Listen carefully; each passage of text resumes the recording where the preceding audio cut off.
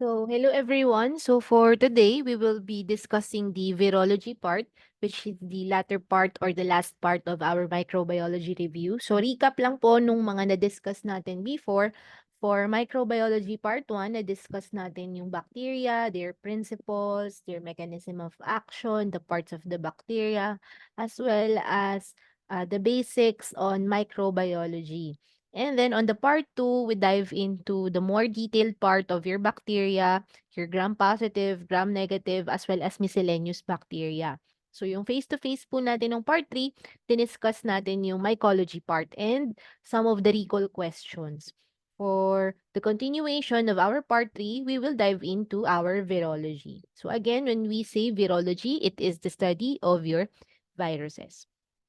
Okay, so let us discuss first the characteristics of your viruses. Your viruses are said to be intracellular, unable to reproduce itself outside the host cell, and they are said to be acellular. So when we say acellular, they are not actually cells because wala silang organelles. Kung natatandaan po, yung mga actual cells natin for eukaryotic organisms natin, meron silang mga different organelles. When we say organelles, yung mga maliliit na organs, okay? Yung mga ribosomes, yung mga lysozymes, as well as yung mga Golgi apparatus that has different functions. And also, your viruses, they are not able to do cellular function. So that's why they are called to be acellular. So again, let me repeat, when we say acellular, they are not actually cells because they have no organelles and they are not able to do cellular function. What else? Ano po yung mga characteristics ng ating viruses? They replicate or multiply on their own, and replication is directed by viral nucleic acid. Also, yung mga viruses natin, they are not sensitive to antibiotics. Please take note po that your viruses are not sensitive to antibiotics. So that's why if a patient is experiencing an infection that is caused by virus, wala rin pong effect or hindi rin po magkakaroon ng effect si antibiotics. So kapag merong colds or may flu, we have to know the origin of the infection, if it's bacteria caused or if it's caused by viruses. So the physicians can give a proper treatment. Also, your viruses, they are said to be DNA or RNA. Again, they are only DNA or RNA. Pwedeng DNA virus or RNA virus, but not both. Okay? Also, meron din naman pong mga viruses that are haploid. Ibig sabihin, there's another extra copy of the genes of that virus. So, sino-sino po yung mga yon? So, sina retrovirus, sina HIV, and HTLV. What else? Your viruses, they lack genes and enzymes that are necessary for energy production. And some are able or capable of inducing cancerous growth in animals and culture. Example natin dito si HBV or hepatitis B virus. Your viruses may also be virulent or temperate. Ibig sabihin, virulent, ibig sabihin, they could lead to death. Okay, some viruses are temperate, meaning some of the infection that it may cause may not lead to death. Okay? Next, viral structure naman po tayo. Okay? Viral structure, when we say virion, okay, it is the entire infectious unit. Pakisulat po, entire infectious unit. Okay? It is the complete virus particle. Ito siya, yung complete virus particle.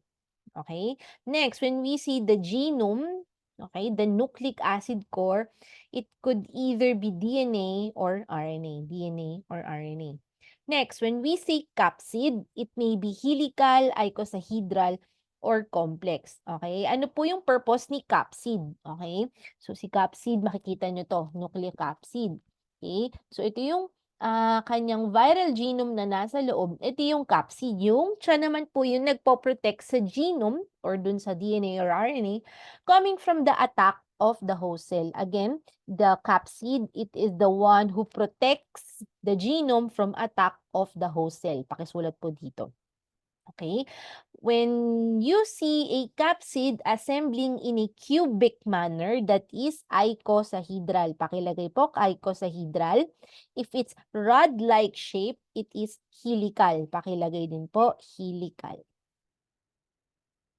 Next, virus with complex capsid. Okay, so kung meron kang nakita na virus na meron pong capsid na icosahedral or helical, meron din naman pong complex. Okay, complex capsid symmetry, they can be found on your pox viruses, POX viruses. Okay, next naman po natin yung mga nucleocapsid. They are nucleic acid enclosed by capsid. Coming from the word nucleic acid enclosed by capsid. Next. Okay, next naman natin sila capsomeres. Capsomeres, these are units of capsids on the surface of the capsid that protects the nucleic acid structure. Again, when we say capsomeres, these are units of your capsid on the surface of your capsid that protects nucleic acid structure. Next, we also have what we call the outer membrane. Okay, yung nuclear membrane or yung parang tinatawag natin na outer membrane. It could be either envelope or non-envelope. Familiar naman tayo sa envelope or non-envelope. So when we say envelope na membrane, it is composed of lipids and polysaccharide and it is ether sensitive and labile. Okay, so baligtad, 'di ba? Iniisip mo if ang virus may envelope, meron siyang covering, mas stable siya. So, it is baligtad with your naked or non-envelope. Kasi yung naked or non-envelope na virus, siya pa po yung mas ether resistant, siya pa yung mas stable with the environment, siya din po yung more sensitive to unfavorable conditions, and its infectivity, it loses its ineffectivity or yung capacity niya to be infectious, okay, pagka na-expose na siya with the environment. 'Pag nakalabas na siya dun sa host cell niya, kapag hindi na po siya incorporated or wala na siya dun sa katawan ng host cell niya. Okay? Because it has limited survival outside yung host cell. Again, when we say yung mga naked or non-envelope, they are more baligtad pala. Sorry.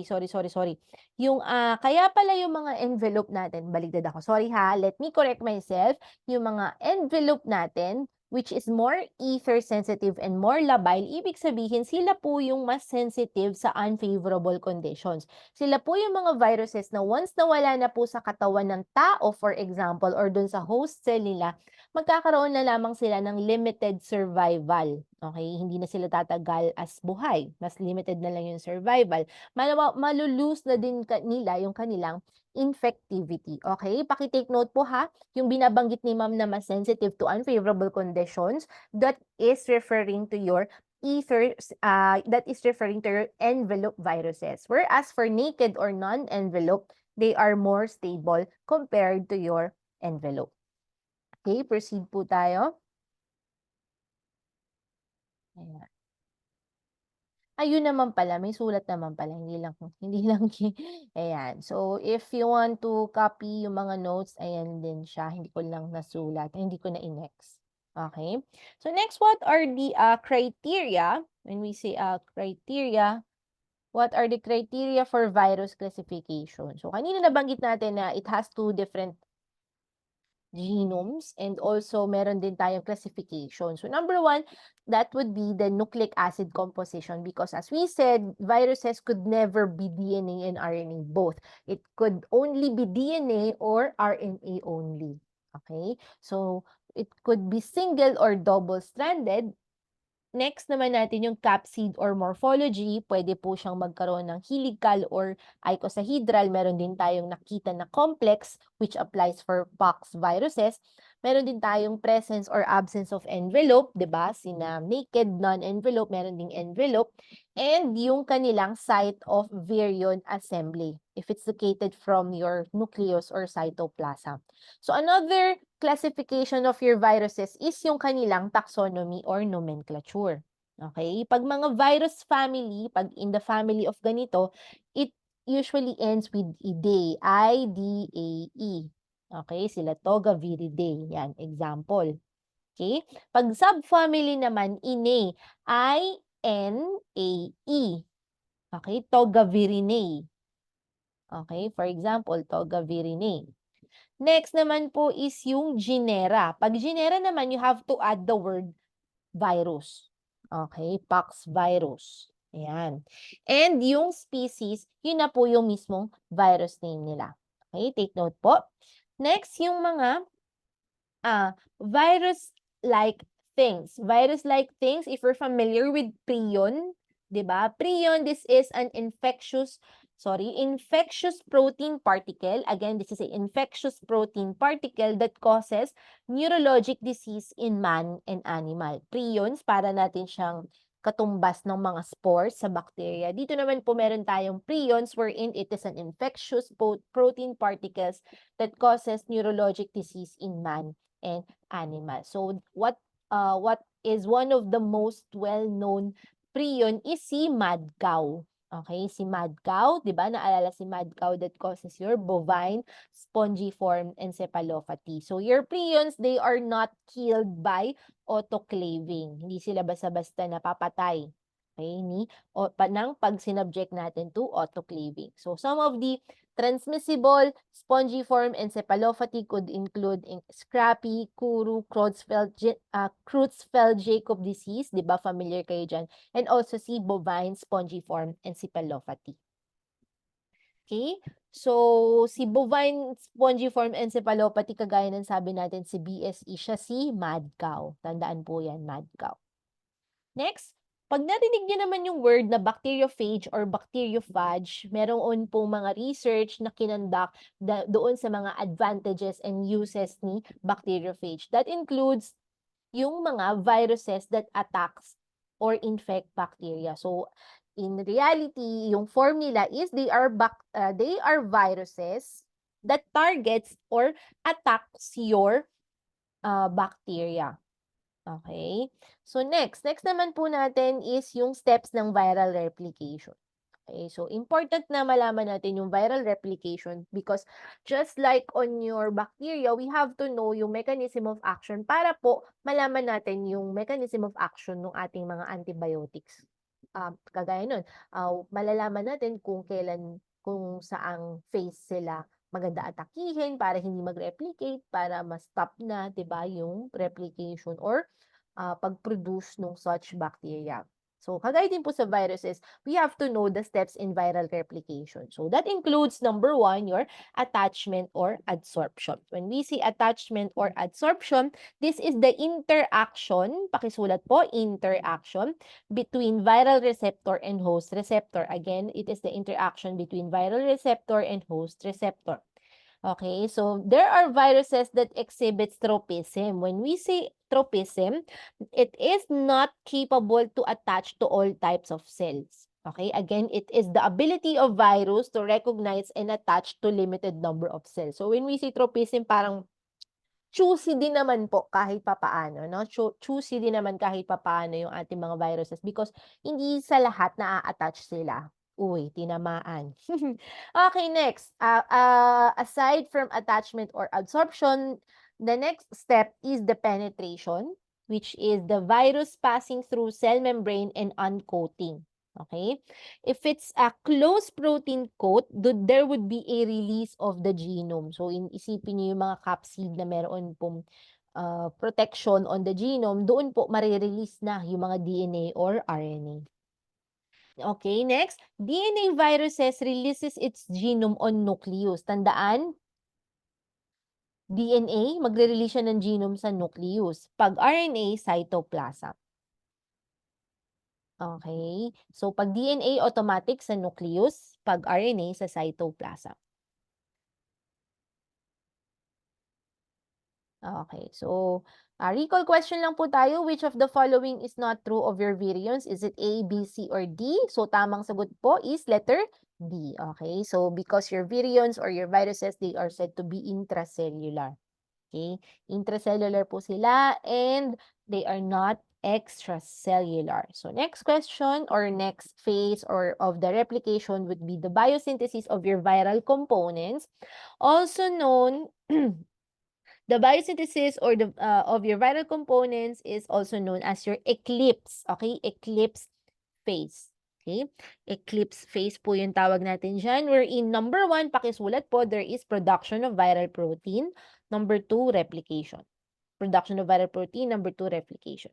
Number 4, morphogenesis or assembly, because the viral components will assemble to produce new virus particle. And then number 5, yung release. There would be two methods. Pakisulat po dyan si lysis. Okay, lysis.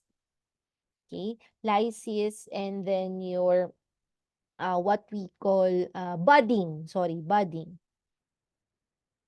Okay, so next naman po natin is yung diagnostic part of the viruses. So again lang po pala yung mga viruses natin, they are not easily cultured sa laboratory. So mostly kagaya ng mga yeast natin, hindi sila madaling i-culture. However, meron naman po mga diagnostic ways on how to detect one virus. Okay, so start muna tayo with specimen collection and handling. So culture only infected sites and specimen must be collected in early acute phase of the infection or as early as 72 hours of the illness. Again, as early as 72 hours of the illness. Viral titer is the highest during the first 4 days following the onset of symptoms except enteroviruses. So your enteroviruses, adenoviruses, and CMV, okay, nag-undergo sila ng tinatawag na delayed shedding. Delayed shedding. Next, sample infected site directly, okay, pero pwede tayong magkumuha or mag-extract ng samples coming from the infected site, direkta na po. So example natin dyan, yung mga skin infection natin for vesicles and rashes. Pakisulat po, vesicles or rashes, it should be sample. Pag mga upper respiratory tract infection, ano naman po yung tingin yung dapat na sample natin to be collected? Okay, we can collect throat or nasal samples. Okay, so swabs, okay, kung nagsuswab po yung mga ating technicians or mga phlebotomist or kung si medtech, dapat po ang ginagamit natin na samples, the swabs must be made with your dacryon or rayon. Okay, yung rayon calcium alginate fiber. Okay? And it must be avoided. Okay? Again, ang ginagamit po natin is si dacryon or rayon fiber because calcium alginate swab must be avoided because it would inhibit the viral replication. Okay? It would inhibit the viral replication and interfere with your PCR. Okay, so what else? Yung VTM natin or tinatawag the viral transport media should contain antibiotics like penicillin and streptomycin. Pakisulat po dito. More potent are vancomycin, gentamicin, amphotericin B, and the purpose of this bacteria or the purpose of these antibiotics is to inhibit the growth of your bacteria because again, we do not target to grow the bacteria. Ang target natin dito na organism would be the viruses. Okay, example of VTM, sila modified Stewart, modified Hank, ayan, yan po yung mga example. So, in transporting specimen, pag tinransport na po natin yung swab or specimen for virus testing, okay, it should be kept at ref temperature, 4 degrees Celsius, or on crushed ice until inoculated. However, if there is a delay for more than 4 days, freezing the specimen at negative 70 degrees Celsius is required. Okay, ito yung parang ultra low natin na freezing, negative 70 degrees Celsius.